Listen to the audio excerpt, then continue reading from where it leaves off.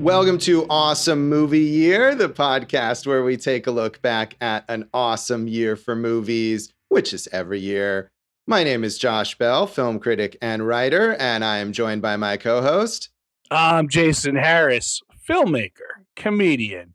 And come on, we're just gonna murder a child. What's the big deal? Oh, man. In case the listeners were not awake, Jason is now... It's just a kid. We're gonna do a murder on him. Why does everybody seem to care? Well, that is an abstract representation of the film that we're about to talk about. In the season of Awesome Movie Year, we're talking about the films of 1980. And in this episode, sometimes it's a Sundance Film Festival episode, and sometimes it's other film festivals. So Sundance did not exist in 1980.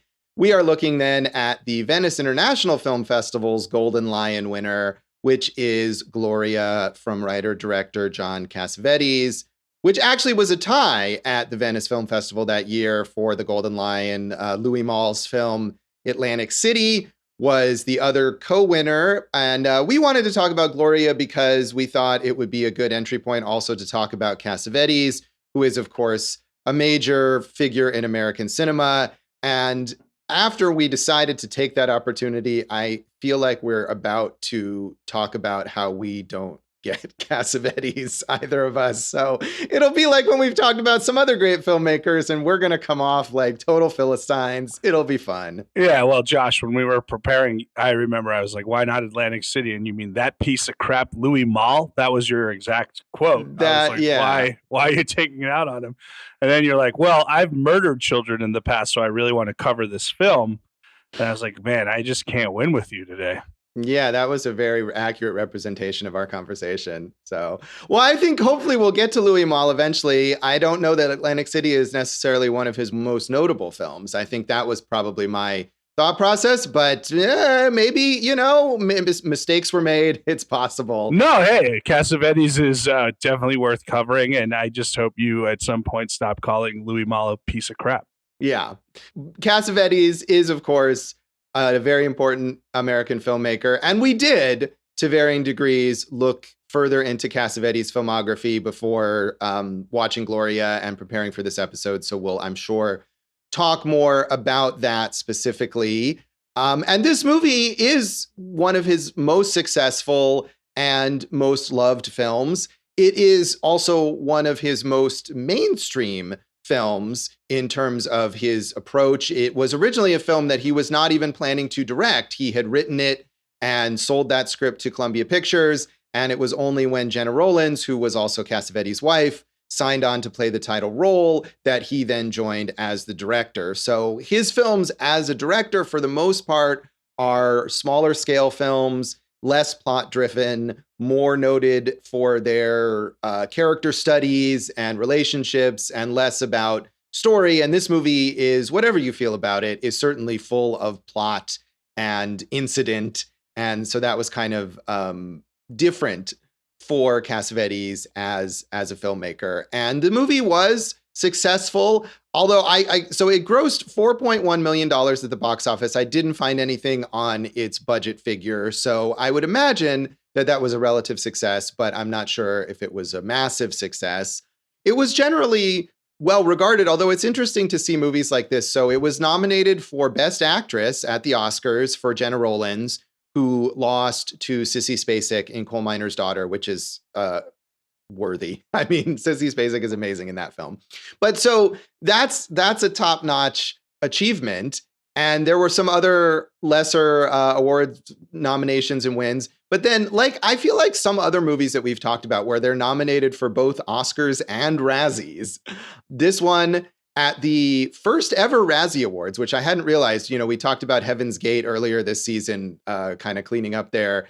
And I guess this was the first time the Razzies were ever given. And so John Adams, the young child who is, I think, 6 or 7 years old in this film and is the kid that Gloria, the title character, is protecting from the mob, he won the Razzie, the first ever Razzie, for Worst Supporting Actor in a tie with Laurence Olivier. Just ridiculous. It's so ridiculous. And then I saw the Stinker Bad Movie Awards, which we mentioned in the He also won the worst performance by a child. So that's a whole category where they just shit on children, and it's like, it's ridiculous. The kid is fine in this movie. Like, give it a break, dude. So. Yeah, I mean, well, my dislike of children is well established here, and I don't think he's good in this film, but imagine being like 7 and your first exciting opportunity to be in a movie, and some people say that you suck. And not only that, but that you suck the same amount as Laurence Olivier, considered often the greatest actor of all time. It's just so bizarre. Yeah, maybe that's a compliment, is like, you're just as bad as the best person to ever do this, right? Right. And then on top of that, we know Cassavetes works so intensively with actors, and there's so much improvisation and character study. So really, like, who is winning this award? Is he winning it? Is the kid winning it? Because he helped craft this kid's performance. Of course. But on to, that 1980 Best Actress nomination for Gena Rowlands. Sissy Spacek, you mentioned one. Ellen Burstyn, Resurrection, Goldie Hawn, Private Jet Benjamin, and Mary Tyler Moore, Ordinary People. Pretty good company to be in there. Yeah. It's funny, like, I don't know if I've seen Private Benjamin, but I feel like a Best Actress or Actor nomination for a broad comedy like that is something we don't really see anymore. Yep. But we're not talking about that movie, Josh. No, we aren't. But you brought them all up. So, to digress slightly more, I was just fascinated by this whole Laurence Olivier thing, and the Razzie win was for The Jazz Singer, which I know when we were coming up with this season, Dave, you had said might be your pick. So, do you have any thoughts on Laurence Olivier in The Jazz Singer, Dave?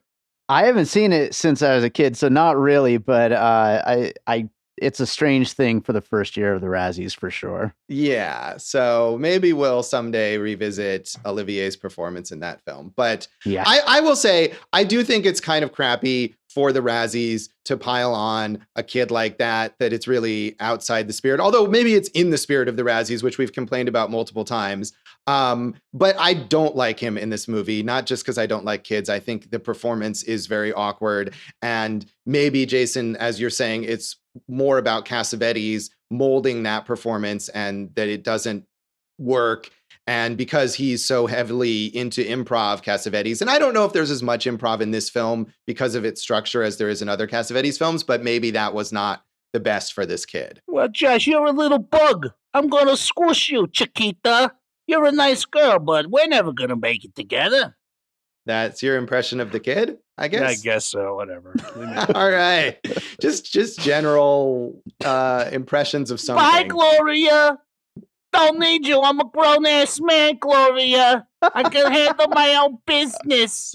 See, and you wonder why I didn't like this kid, because Jason is doing a not all that inaccurate impression of this kid and how he talks the entirety of this film. Yeah, but I mean, he didn't write the script. He didn't direct it. So True. But I don't think he improved on any of it, certainly. But Gena Rowlands, I think, is great in this film and deservedly acclaimed. So this movie was mostly positively reviewed, it seems like, but a lot of the critics basically had what looked to me like the same kind of response, which is that because this is such a departure for Cassavetes as a filmmaker and much more mainstream than his other films, it was always kind of with reservations that they were positive about it. It got 2 thumbs up from Siskel and Ebert, but both of them expressed this concern that they hoped that this wouldn't be the start of Cassavetes moving in this more mainstream direction as a filmmaker, and that he would return to the style of his earlier films. So they were sort of marginal on it. They liked the acting, especially Gena Rowlands, but they didn't necessarily like what they would think of as sort of a cutesy plot about the gangsters mall bonding with the kid.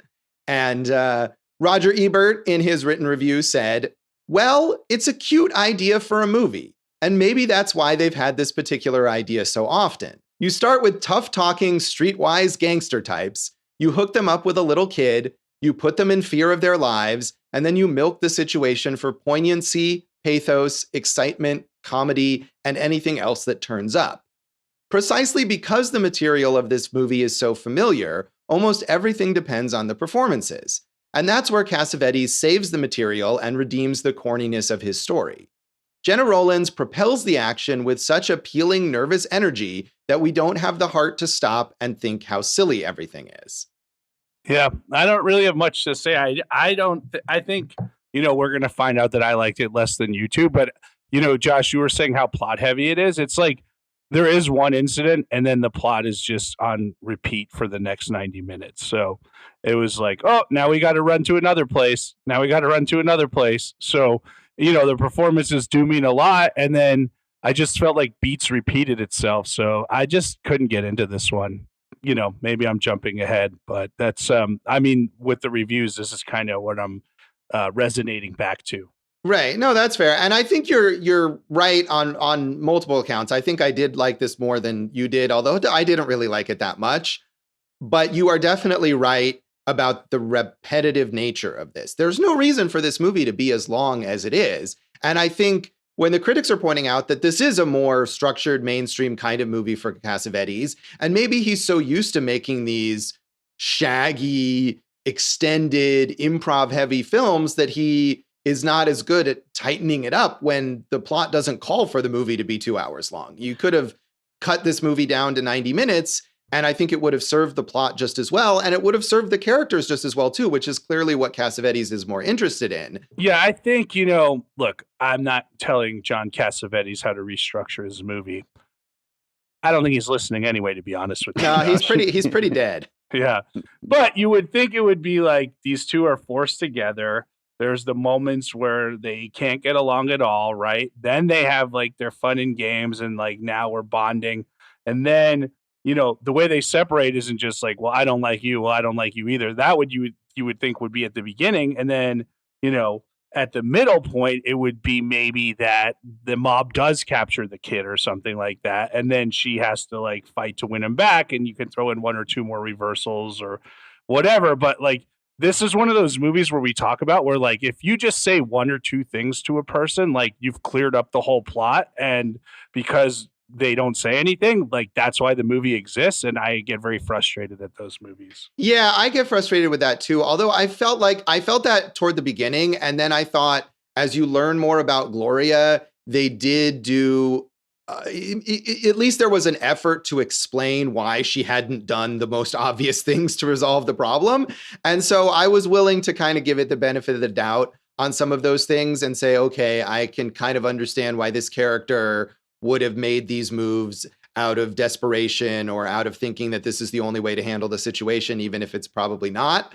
So I was less frustrated with that than you were, but I think the repetitive nature of it, what it exactly is, as you described it, like, let's run here. No, let's run here. No, let's run here. And it's just that over and over and over again, where Cassavetes seems like he's more interested in like, where else in New York can we go? And he showcases New York really well, but after a while, it's like, okay, what's next? This right. again?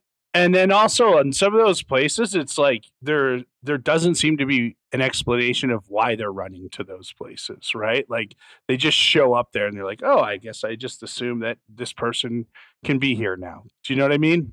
Yeah, I mean, I think part of it is because they don't know where to run. And the only thing Gloria has in mind is that we just have to keep running. We can't stay in one place because then we're going to be caught. But you're right. It's not always clear why they're where they are or why they couldn't stay where they were before. So I do think that is frustrating. But I think maybe with Cassavetes taking over as director, he shifted the focus to the things that he's more interested in, which is obviously less the plot and more the acting and the characters and that kind of thing. Fair, but he also wrote it, Josh. Let's not forget that. So, yes, it was all there on the page, allegedly. Yes. So Vincent Canby in the New York Times said, Gloria is a very peculiar, lumpy mixture. It's Hollywood-style hokum, directed and acted in the bravura manner of all of Mr. Cassavetes' earlier, sometimes quite spectacular home movies. It has its charms, but not for a minute is it believable, and it's certainly never embarrassingly moving in the schmaltzy way of such slick Hollywood kid flicks as Paper Moon and even The Champ. Whether or not it's supposed to be moving, I don't know. That's the sort of question that haunts each Cassavetes work. You can never be sure that what you're seeing is artful or artless. And Canby spends a lot of time also in this review kind of negging or damning with faint praise Cassavetes films as a whole. And I think he is right that the Cassavetes style in more so in other films of this heavily improvised approach and very character driven, it feels like you're watching acting class exercises more so than you're watching real people interact. And there's not as much of that in this film. I personally like this more than those other Cassavetes films because it had more structure, because it had more plot, because it felt like something was happening versus other films. I'm going to just take it from like the acting standpoint. Like, did you think there was much of a difference here between like this? And I'm not saying this negatively, but, or something like it would be Kindergarten Cop, right? Which I like, which is a movie I like very much, but like the relationship between like adult authority figure who can perform violence and like child, like I didn't feel like I was getting some insightful, independent acting exercise in this one. I felt like it was very Hollywood here. Well, right. I think that's what I'm saying is that I like this more because it was very Hollywood, but in terms of the structure and the plot. But I do think that, I mean, I haven't seen Kindergarten Cop in a long time, but I'm going to go out on a limb and say that Gena Rowlands in Gloria is better than Arnold Schwarzenegger in Kindergarten Cop. It's not the Puma. Thank you. There it is. That was coming. Yeah. So no, I mean, I think what works, if it does work about this film, is that combination that is a bit awkward and that the critics here are mostly complaining about, but that Cassavetes, especially working with Gena Rowlands, who of course is his wife and is someone he's worked with multiple times on other movies, is able to dig into that person as a character and give you more than just Schwarzenegger in Kindergarten Cop. But there's still the Hollywood plot element and the bonding with the kid and the running from the mob and all that stuff. Yeah, I don't think I got that, is what I'm telling you. Like, I and that's not against the performance, but like, it took me. Did you know right away that she was like an ex, a Gumar, so to speak, an ex mob girlfriend? I didn't know that until like way deep into the movie. Well, right. I think that's on purpose, is that you are discovering things about the character via the performance and via some dialogue too. But I mean, no, I didn't know that right away, but I think I learned it over time. And you realize like fairly early on in the movie, she says something to the kid like, oh, the people who are trying to kill you are my friends. And so, she's got some kind of connection to the mob. And as the movie goes on, you learn more about what that is. And you also don't learn entirely everything about it. And I think it's on purpose that this is a character that, you don't necessarily know all of her secrets or whatever. So I was fine with that aspect of it. I thought it was interesting in that Gena Rowlands found ways to play this Hollywood style character as a more multi-dimensional person that might have stepped out of a different kind of Cassavetes film. Well, yeah, no, I have no problem with her performance. I'm just saying it's no Kindergarten Cop. Right. No, you would have preferred Arnold Schwarzenegger in the title role. I'm just saying, well, I'm not saying that. I'm just saying Kindergarten Cop's a better film than Gloria, and that's on record. All right. So finally, Jonathan Rosenbaum in the Soho News said, the unexpected pleasure of John Cassavetes' crowd-pleasing, charmingly acted, 100% hokum Gloria is the confidence it shows in flourishing old-fashioned Hollywood tropes.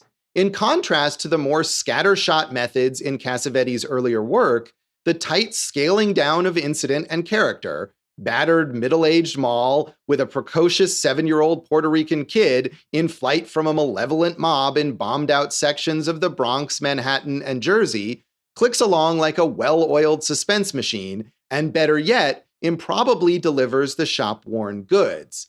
And so he, even more so than Vincent Canby, I think is basically saying that this is better than the more acclaimed Cassavetes movies, and later he kind of takes a dig at critics who prefer those other Cassavetes films. Well, look, like we said, I think we each watched 3 Cassavetes movies coming into this. Or? I didn't watch as much as I had tried to because I ran out of time, but I did. I watched. Always running out of time, this guy. That's all he ever says. Well, and that, and also because I watched A Woman Under the Influence, and I found it so unpleasant that I was not eager to watch more, and I knew I had to watch this because we're talking about it. So yeah, I watched that, and I believe I saw Faces in a film studies class in college, although I don't really remember much about it. Yeah, I watched Faces and I watched Shadows, his first movie, and then Faces was the one that kind of, I guess, elevated him to like indie kingpin, I would say, and that's what he named his distribution company after. And but I'll tell you the truth, like there are different types of movies. I didn't really enjoy one more than the other. I guess Faces is the best of the three, but I didn't like Faces all that much either. It's like you said, we're gonna get roasted and lambasted, and that's fine. We want to hear what are we missing, because I think Dave probably liked it the best, and you liked it more than I did, and I'm just like, other than from like a film study standpoint, it didn't make me want to go watch more Cassavetes movies. No, me neither. Even though I did like this more than A Woman Under the Influence and more than you did, and I found certain aspects of it enjoyable. After watching those two and having seen Faces a long time ago, I'm not eager to explore Cassavetes more unless it comes up for another kind of homework assignment for a podcast or an article or something like that. But yeah, Dave, I think really got into Cassavetes during this process. Oh yeah, I loved opening night. I thought this was great. I thought Gloria was great. I do agree though. A Woman Under the Influence, very difficult entry point if you're going to start going into Cassavetes, because that movie is a lot. Yeah, but probably his most acclaimed and well-known film. So it seems like the entry point that a lot of people would take. Yeah, not me. No, that's okay. No. And I can't really recommend it. Honestly, I would recommend this because it's easier to kind of ease into. It has that mainstream plot structure, but it also has the acting exercise kind of thing that he does. And if you watch this movie and you love Gena Rowlands in it, maybe then get into a more difficult Cassavetes film that she stars in. And I would disagree, because this is more, as we know, like an aberration of the type of films than the norm of what he did. I think you want to watch one that kind of fits more of his normal way of making a film than or his style, his tone, the whole thing. So I think Faces was a good starting point for me. Right. Well, that's where I started. I mean, I'm sure it was at the time, it was in like a film studies 101 kind of class and was probably an example of early indie filmmaking or something along those lines. And so maybe that is the entry point to take. So, I mean, in the end, it really doesn't matter. It's not like you're like, well, if I would have watched Gloria first, then I really would have liked Faces. But since I watched Faces first, I don't like Faces. No. And I don't mean that. I just mean if someone was curious about Cassavetes and was looking to start, and this might be a good place to give you a sense of, are you going to like the more difficult films, depending on what you like or don't like about this film. But I mean, we don't have to give people lessons on Cassavetes, and obviously we're the wrong ones to do so. But yeah, so none of us had appreciated him before this, obviously.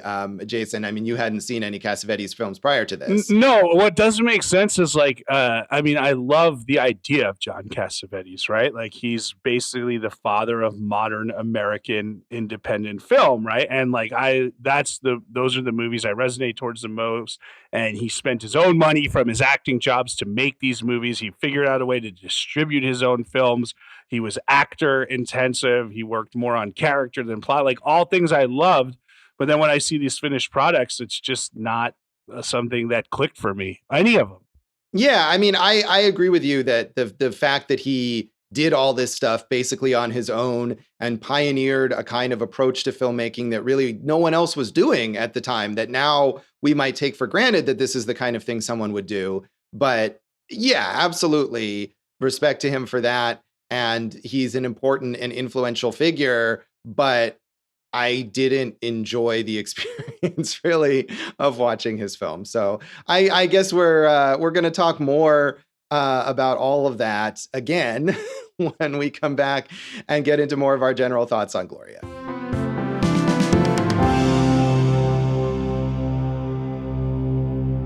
Welcome back to Awesome Movie Year. In this episode of our season on the films of 1980, we are talking about the Venice International Film Festival Golden Lion winner, John Cassavetes' film Gloria.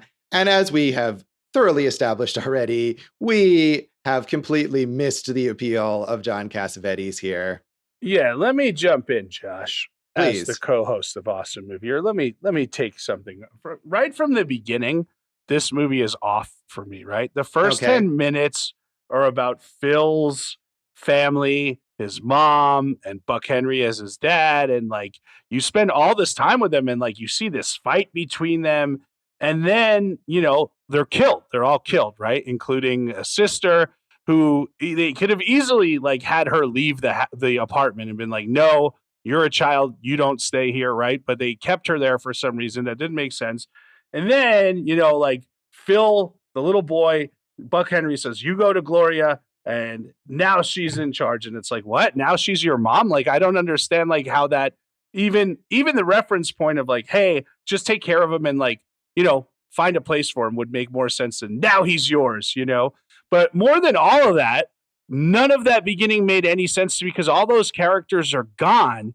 And the way you see Gloria is only when she like comes to borrow butter. And then when Phil runs to him, I think the first 10 minutes would have made way more sense if you see Gloria in her life and she's set in her ways and she's always dealing with adults. And, at one point she says, I hate kids, but like we could have seen that before she has to go with this kid. So the whole first 10 minutes just set this thing up to not work for me. Yeah, see, I agree with you about this film, but I disagree with like everything that you just said there. I liked the first 10 minutes. I think weirdly, I had seen your Letterboxd review before watching this and your complaint about the first 10 minutes. And so I went into that thinking, oh, what is this about exactly? What is he talking about here? You don't see these characters again. And it's true. You don't see those characters again because they are dead, because they are killed by the mob, as you say. But I felt like it established the stakes of what was going on, that these people who, including a child, who I mean, you're right. You do kind of wonder, like, why didn't they try to send the daughter off too? But they're desperate. They're about to all be killed. The mobsters are literally like coming up the stairs at that moment. And the little girl like locks herself in the bathroom or the bedroom or something. And they don't have time. They just say, Phil, go, get out of here. They just do everything that they possibly can before they're about to be murdered. So I was okay with that. It made sense to me as a decision of people who are desperate and are in fear for their lives. And I thought it effectively established the stakes of the story, which is that these mobsters will not hesitate to kill not only the guy who worked for them, Buck Henry, as their accountant, but a child, an old woman, whatever they feel is necessary. And so Gloria, the danger that Gloria is in, the danger that Phil, the kid, is in, is very clear. And the idea that they're like, oh, go with Gloria, obviously she's someone that they trust. Not only is she their neighbor, but she's the good friend of the mother. And what else are they going to say to the kid? Just run out into the street? I mean, this is the only person who's here. No, that's not what I'm saying. What I'm saying is like the way that Buck Henry says it is basically like, Gloria, you're in charge of Phil now and forever, which is just nonsensical at this point in time, right? Like at any point in time, right, you would be like, hey, we have to go to Child Protective Services. We have to go to the cops.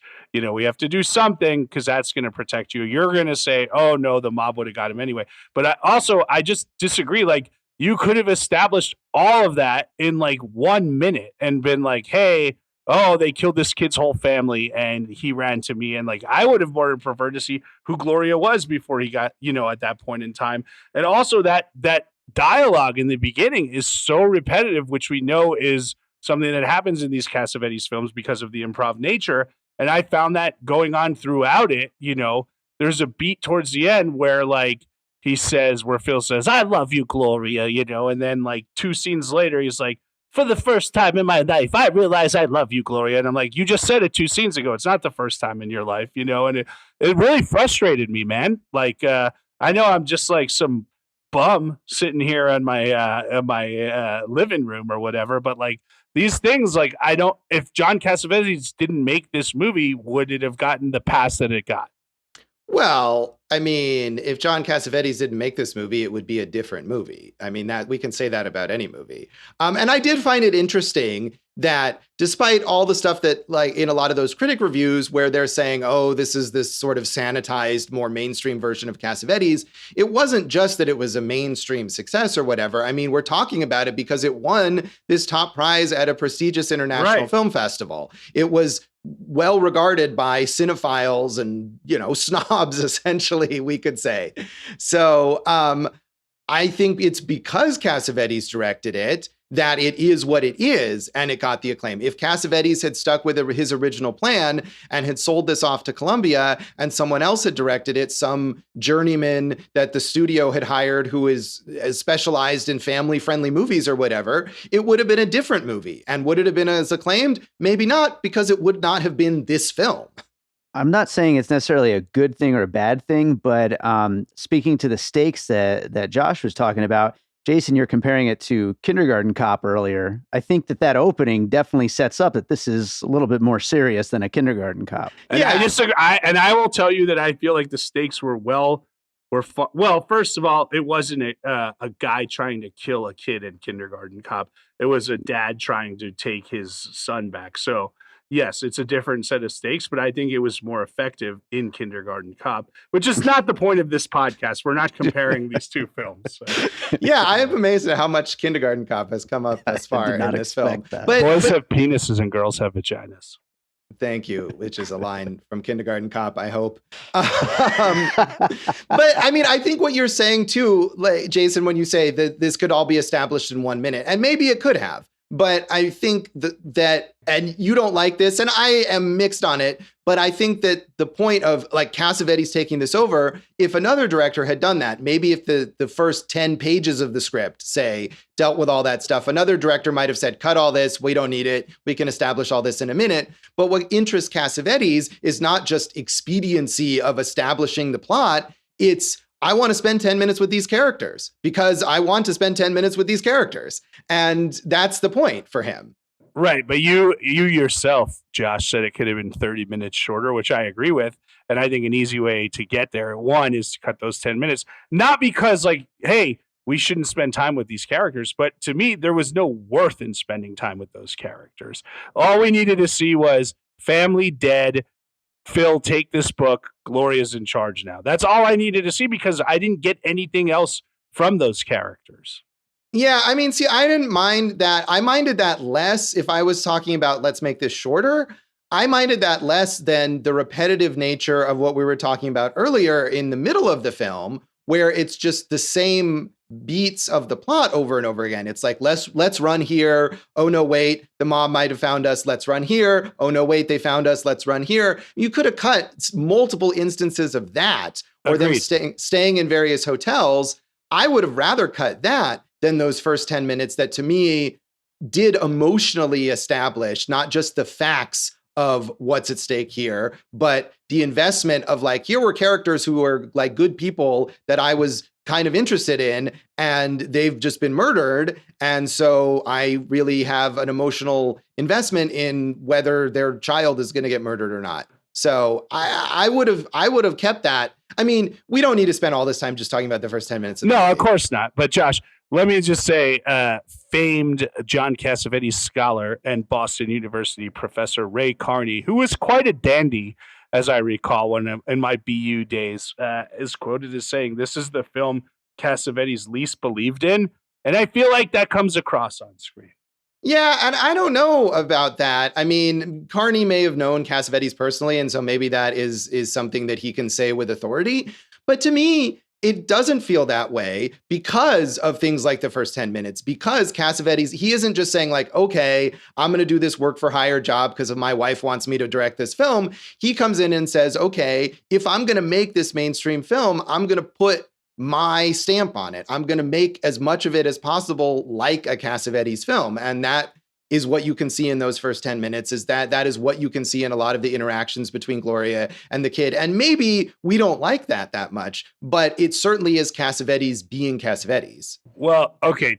So Josh, I mentioned that one scene where the first time Phil says, "I love you, Gloria," after all this turmoil between the two, his face isn't even in the frame. You get like a forehead and then like a medium shot of Gloria. And like, I can't see why that would make sense from a directing standpoint. Like, this is this kid finally revealing this big emotional thing. And like I said, it was repeated. On top of that, like, it just felt like there were a lot of misses like that in there for me. And, I don't want to be, and the whole idea that she just like, now I'm your mom, like, it just doesn't work for me, So I don't want to just drag it down and blah, blah, blah. So Dave, you take over and you tell me, what did I miss here? Well, I can't, talk you into liking the movie, but just to that one scene you're talking Not with that attitude, you can't. yeah. Just to that scene you're talking about right there. I mean, I think every single beat is about Gloria. It's not, it's about her reaction to that moment. So you don't think you should see this her. kid's face when he says, I love you? When we've seen his face when he's yelling at her, when he's upset, when he's crying, but when he finally comes around, we don't need to see his face? In a lot of other movies, I would say, yeah, you need to see everybody, but this movie is 100% about Gloria the whole time. It's about her journey. It is not. It is about both their journey together. Like, yes, she's the title character, but like, I feel like there is no journey without the kids. So he's an essential part of it. Yeah, but I mean, I think at least you could argue that, but in that one moment, like you said, Jason, you see the kid's face a lot of other times. And for whatever reason, maybe Cassavetes in that moment thought, we want to see Gloria's reaction to this. That's what's important in this particular moment. And he's using that decision to emphasize what he thinks is important in that moment. I didn't even notice that particular choice there. But I do think you're right, Jason, that it is not just about Gloria's journey. It is about both of their journeys. And we spend time with the kid by himself. And I think that's a weakness of it, that Gena Rowlands is so good and this kid is so not good that the balance is off, that a movie that's about both of their journeys isn't really working because she's the only one who's giving you enough to care about her character's journey. So that to me is what was frustrating. Here's the things I liked. I liked a lot of the way he used New York City and those kind of long zooms into like closer sequences and the moving cameras. Bill Conti's music is very good. We know he's a kind of a legend with that stuff. And then I like New York mobsters. What could I say? Yeah, I mean, I agree with you. The music is really good. I like the way it showcases New York. And like I was saying earlier, I think maybe one of the reasons that it is so repetitive of them going from one place to another is that Cassavetes had the money to shoot on location in New York and wanted to showcase as much of the city as possible. And he does. It's a great kind of New York City travelogue in its own way. And I definitely liked that about it. And I think there's one scene, I mean, there's too many scenes of the same kinds of things happening. And part of the reason it's frustrating is that there's one scene that I think is really, really good. And that is sort of lessened by the fact that it keeps happening. But when they're in the bus station and they're trying to get a bus to Pittsburgh, Gloria thinks that that's the way that they can escape if they go to Pittsburgh. And they go into kind of like a little cafe thing in the bus station. And of course, there's the mobsters there at another table. And Gloria confronts them. And it's in a restaurant full of other bystanders. And they all kind of are quiet and they're looking. But it's a great New York thing. And then it happens multiple times where there's like gunfights and standoffs, and everyone in New York is just like, oh, all right, well, whatever. I'm going to go back to my business. But I felt like the way that it was done, the standoff there in that diner was really good. And it was revealing of Gloria's character and how tough she was and how far she was willing to go. But also it had the real suspense of like, hey, they're in danger and I'm worried about what will happen to them. But then there were multiple other confrontations that kind of lessened that. But that one I thought was really good. Yeah, I liked some of her escapes and, some of her shooting of these mobsters. But I mean, look, man, Akira Kurosawa was a fan. So what do I know? Yeah, well, and he was not the only fan, certainly. And I think even if this is an outlier in Cassavetes' filmography in a lot of ways, it's still generally regarded as one of his great films, along with those other more Cassavetes-ish films that are more improv heavy, that are more character focused. I think this is still considered up there with his finest work. So what do we know? And not much. I don't know. Yeah. It's like I'm stumped because like the whole concept, like everything, the whole concept of John Cassavetes, like I love, but the movies I do not. So yeah, and so maybe that's where we want to leave it. And we can rate this movie maybe out of 5. I will say I was watching this and the kid only wears one outfit throughout the film. And he's got this wide lapel shirt with these like water wheels, like from like a riverboat on it. And I just kept thinking Jason would love to wear that shirt. He looks like a little adult, but I also like Gloria and all of her padded, shoulders, jackets and everything. So, Yes. So should we rate this out of 5 water wheel shirts? Sure, Josh. I mean, look, it's not a horrible, like, what the heck happened here. It just didn't pique my interest and it didn't hold me. It's 2.5 in the same ways that we've mentioned some other major figures, and it hasn't held for me. 2.5 water wheel lapel shirts. And I'm sort of surprised that you rated it that highly, considering how negative you've been. But I also have been a bit negative, and I'm going to give it 3 out of 5. I did enjoy a lot of aspects of this film. I really like Gena Rowlands' performance, and I thought it was mostly fun, even though as it got on toward the end, I was ready for it to be over. So I'm going to give it 3 wide lapel shirts. Dave, how do you want to rate this? I'm going with 4 of those shirts. I agree, though. It's definitely a little too long, maybe a lot too long. But there's a lot of great moments throughout, and I really enjoyed it. What were what can you name like 3, Dave? Just like so I understand what I'm missing here. 3 moments? Yeah, 3 of these great moments. No, 3 shirts, Dave. Name 3 shirts. Yeah, 3 of the shirts that I liked.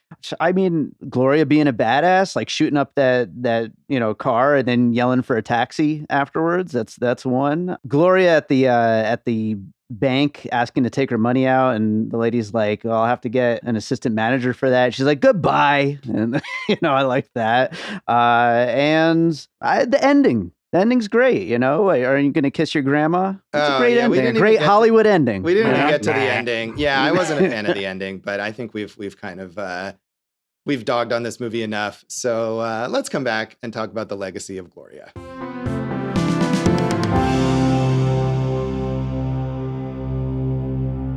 Welcome back to Awesome Movie Year. In this episode of our season on the films of 1980, we are talking about Venice Film Festival Golden Lion winner Gloria from John Cassavetes, whose work we are baffled by.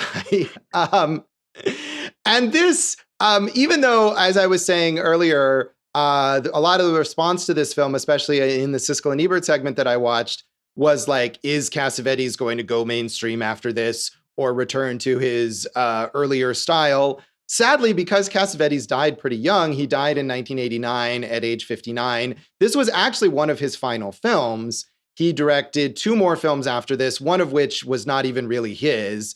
So the only other real Cassavetes film that he made after this was called Love Streams with Gena Rowlands again. And then his final film was a movie called Big Trouble that he took over from the original director, Andrew Bergman, and I think was not really something that he didn't really take ownership of. So this was late in his career, and it seems like maybe didn't really get the chance to go back to that earlier style of filmmaking. Yeah, I want to go the opposite direction, Josh, because like I watched Shadows, which is his first movie, and there's a lot of main characters who are Black, and this is 1959, and there's an interracial romance, and I feel like the stuff he was doing was maybe way ahead of the time, and it was tough for me to place at that point in time, and maybe that's why I'm having so much trouble placing him contextually whenever I see any of his movies. Yeah, I mean, that's possible. Like even the acting exercise, that type of thing, I mean, like, look, I love Martin Scorsese, right? We know that he was an influence on Scorsese, so yeah, there's just something that's not translating for me, but I think Faces was worth watching. Dave, you said opening night was your favorite of the bunch, right? Yeah, definitely. Yeah, I mean, obviously people are going to continue watching Cassavetes movies, and they should. I mean, also a very successful actor, Josh. Yes, he was. I mean, and he's an actor in Love Streams, the last real movie that he made.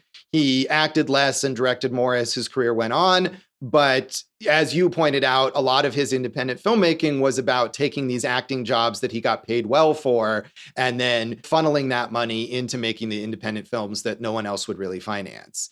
So, I mean, and he has a huge legacy sort of personally. Of course, he was married to Gena Rowlands for like 30 plus years or something. They worked together many, many times. He directed her. They also would work together just as actors.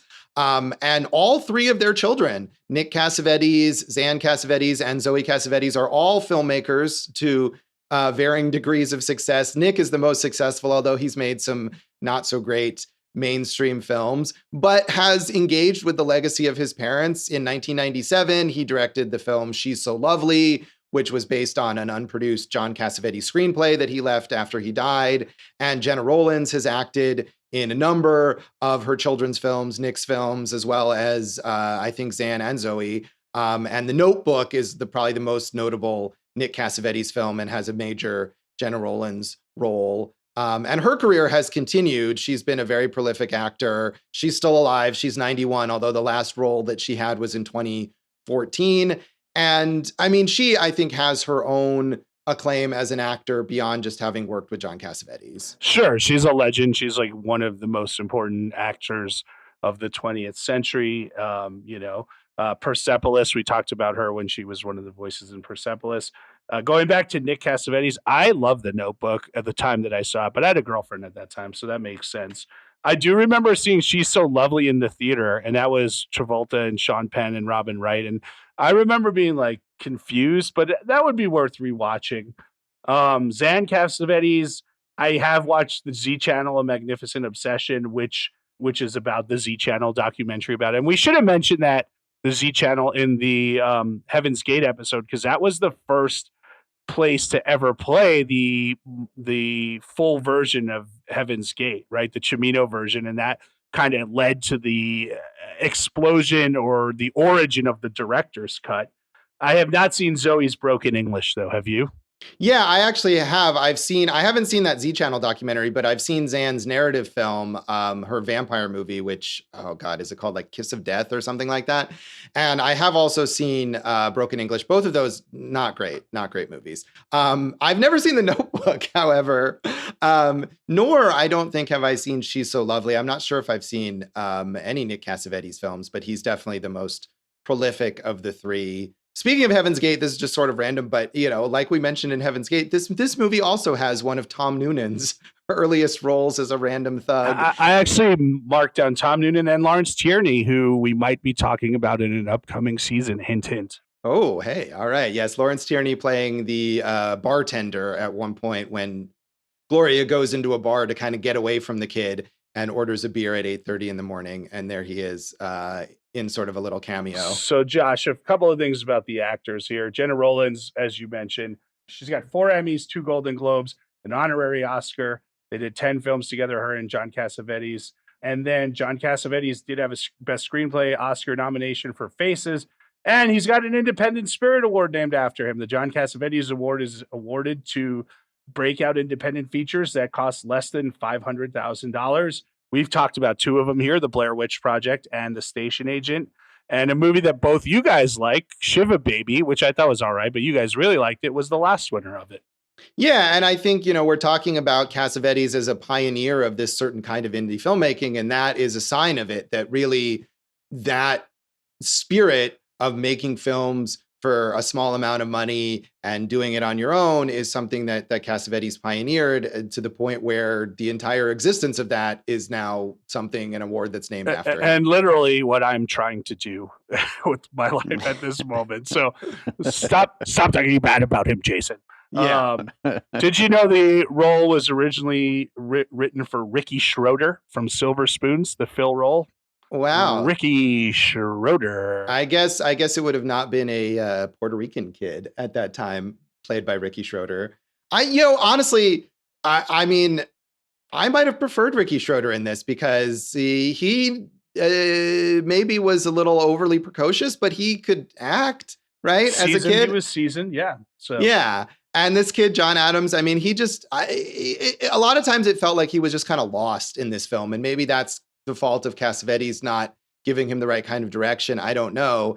And it's not a surprise then that this is the only acting role he ever had. I mean, I got to think also, if you're 6 or 7 or whatever years old, and again, going back to the Razzies. Yeah, it's just mean-spirited. And they say that you suck, you're not going to be eager to be in another film. So it was hard to find anything about him. IMDb claims that as of 2004, he was the manager of a billiards parlor in Soho, but that's literally the only thing I found. Hopefully he's having a nice life. If he is, he could be wearing that type of shirt still. That's an important thing. It's come back into style. Absolutely. So, Josh, we should mention with Cassavetes names besides Gena Rowlands that like are synonymous: Peter Falk, Ben Gazzara, Seymour Cassell. You know, it was almost he was forming his own acting troupe back in the day before, we see this now with like Wes Anderson and the Coen brothers, stuff like that. Do you have a favorite movie with him as an actor, Josh? I mean, I love Rosemary's Baby as a film, and Cassavetes is not certainly the most notable presence in that film, but he does exactly what it calls for as the smarmy husband of Rosemary who sells his child's soul for the chance to have an acting career. So that off the top of my head, that would be the one. Jason, do you? I was going to move on to Bill Conti at this point. No, I Oh, don't, okay. I have to watch more to really like. I haven't really seen much of him as an actor, and that's something I got to get into. Yeah. Bill Conti, we talked about with the music for The Karate Kid. He won an Oscar for The Right Stuff, and he wrote "Gonna Fly Now" from Rocky, maybe as famous a movie song as there ever has been. Yeah, I feel like Bill Conti is known for those really, if you talk about Rocky or The Karate Kid or things like that, like these really catchy, like iconic film themes. And the music here is really good, but it's not in that same mode. So he's obviously a versatile composer too. Yeah, I mean, Cassavetes uses those kind of jazzy, feelings, which I think represent also the performances on screen. We've talked about Buck Henry before when we did The Graduate, which he co-wrote, and he's a legend, hosted SNL 10 times, wrote To Die For, co-directed Heaven Can Wait. So, Yeah, this is a weird place to see Buck Henry, who is still, more known as a writer and also certainly more known for comedy. And having him, there's no comedy, or at least not from his character in this film, having him play this mob accountant. But I wonder if maybe he and Cassavetes were friends, and this is something that he does kind of as a favor, shows up briefly in this film to get another big name in there. I mean, he's like second billed in this film, I think, for that tiny role. And Julie Carmen was, she was working a pretty sizable name, Milagro Beanfield War in The Mouth of Madness for 2. And now she's a drama and yoga therapist, Josh. Yeah, and she's the one who plays Phil's mother, who also appears really just in that first 10-minute segment. That's the person we follow for some reason. Yes. I don't get it, Josh. Yes, we do. I don't get it.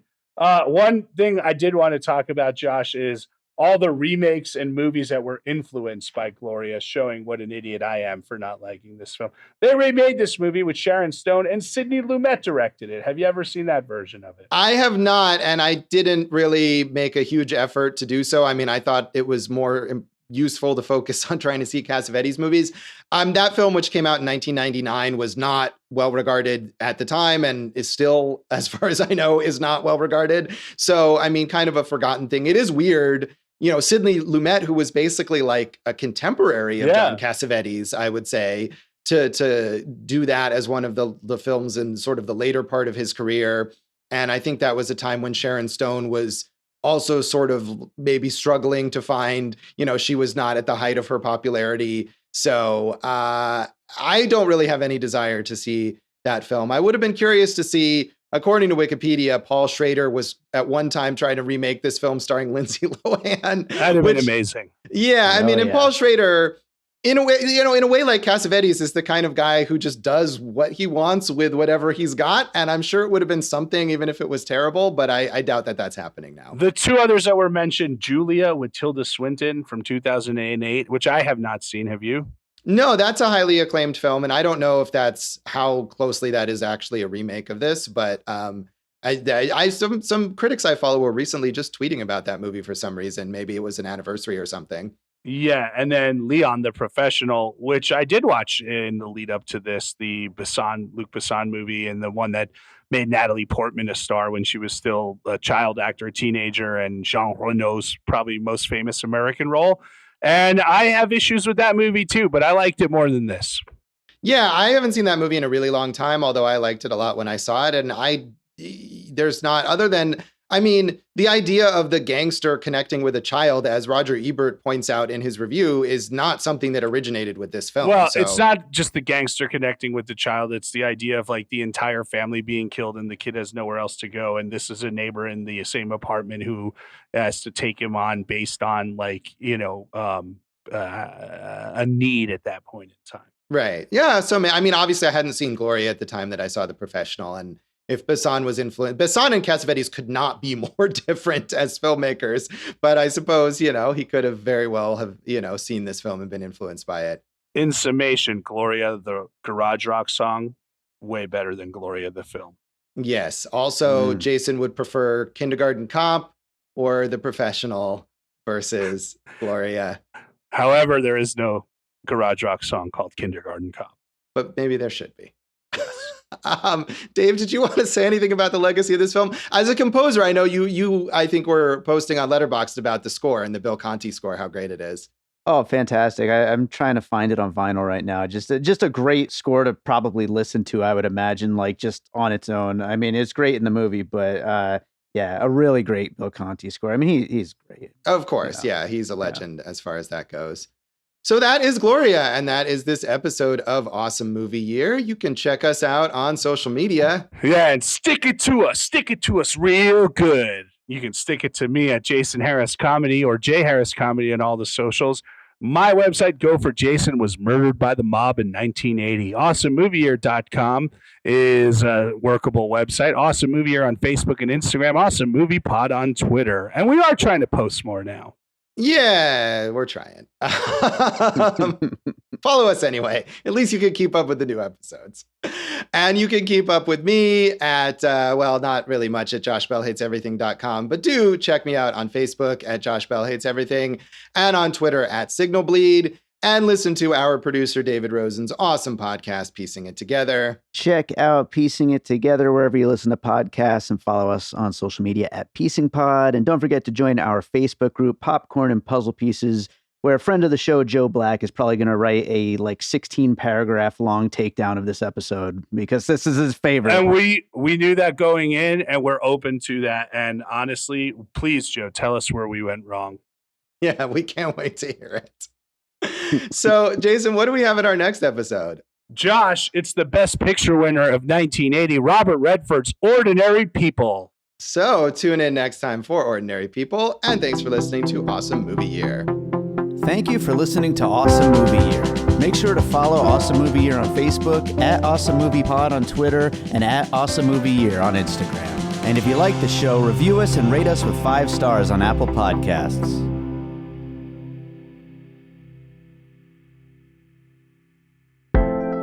An All Points West production, produced by David Rosen in Las Vegas.